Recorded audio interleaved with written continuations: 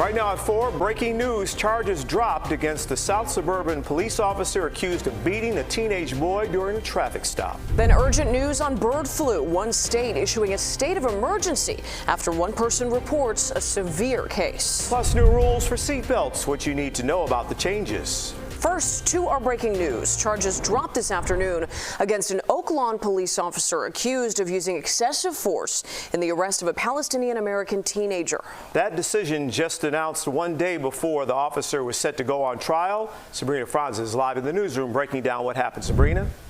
Jim, the officer in question was charged with aggravated battery and 2 counts of misconduct under former Cook County State's Attorney Kim Foxx, who did not run for re-election. Her successor, Eileen O'Neill Burke, decided to drop the charges because her office, she says, didn't have sufficient evidence.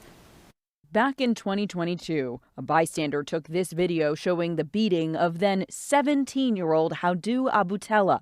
He ended up in the hospital with a fractured back and internal bleeding, his family says, after a traffic stop. His arrest caused outrage in the Oak Lawn community. Supporters protested outside the police department. Later, police released dash cam video showing Abutella fleeing from the traffic stop, which started their pursuit. During the stop, police say they smelled burnt marijuana, and when Abutella took off, they noticed a bag draped over his shoulder. Officers later discovered a loaded gun in the bag with 3 rounds of ammunition. While the case against Patrick O'Donnell, the officer in this video, was pending, court documents reveal Abutella was charged with robbery, aggravated battery, and mob action during an incident at Lifetime Fitness in Orland Park just over 1 year ago. Today, the state's attorney told us they, quote, concluded that the evidence is insufficient to meet our burden of proof beyond a reasonable doubt to move forward with the prosecution of this case. They say they've, quote, been in communication with the victim, his family, and attorney as we sought an appropriate resolution. Regardless of anything else, the case that was going to trial was the brutal beating of this young man who was 17 at the time in 2022.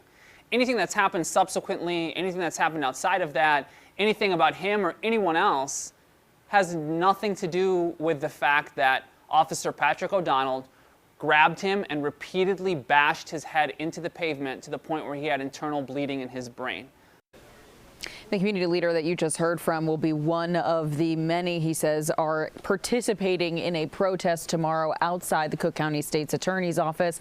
In other words, the State's Attorney's office told us they don't think they could have proven this case against the officer. We're going to be breaking down this decision more at 5, speaking with our legal expert, and you'll hear more from members of the Oak Lawn community who've been working closely with this family.